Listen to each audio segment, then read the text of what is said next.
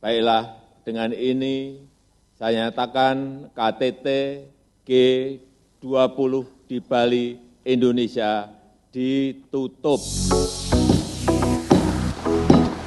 Konferensi tingkat tinggi G20 resmi menghasilkan Bali Leaders Declaration pada Rabu 16 November 2022 di Nusa Dua, Bali. Tercapainya deklarasi bersama antara pemimpin G20 ini merupakan prestasi tersendiri bagi Indonesia di tengah beragam tantangan geopolitik global, salah satunya terkait perang Rusia-Ukraina.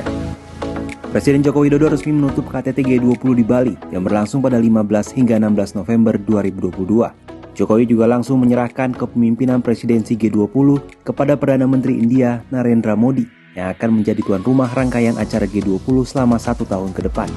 Dalam pidato penutupannya, Jokowi mengungkapkan, selain tercapainya deklarasi, sejumlah kerjasama juga akan membantu dunia untuk pulih dari krisis.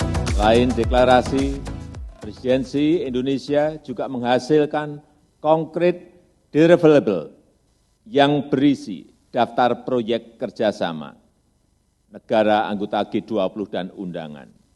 Proyek kerjasama inilah yang akan membantu membumikan kerja G20 lebih dekat dengan rakyat.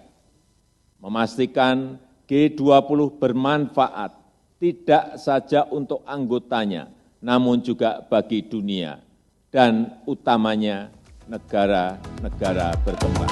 Dalam Bali Leaders Declaration terdapat 52 poin yang menjadi kesepakatan bersama dalam KTT G20. Sejumlah poin diantaranya membahas tentang perang Ukraina-Rusia, pemulihan ekonomi pasca pandemi COVID-19, krisis pangan, krisis ekonomi, perubahan iklim, dan infrastruktur kesehatan global.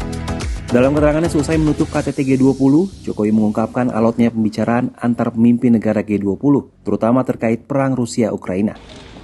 Diskusi mengenai hal ini berlangsung sangat-sangat alot sekali dan akhirnya para pemimpin G20 menyepakati isi deklarasi, yaitu condemnation perang di Ukraina karena telah melanggar batas wilayah, melanggar integritas wilayah. Perang ini telah mengakibatkan penderitaan masyarakat dan memperberat ekonomi global yang masih rapuh akibat pandemi yang menimbulkan risiko terhadap krisis pangan, krisis energi, dan potensi krisis finansial. Oleh karena itu G20 membahas dampak perang terhadap kondisi perekonomian global. Setelah Indonesia, India akan memegang presidensi G20 selama 1 tahun ke depan. Kemudian dilanjutkan oleh Brasil pada tahun 2024 dan Afrika Selatan pada 2025.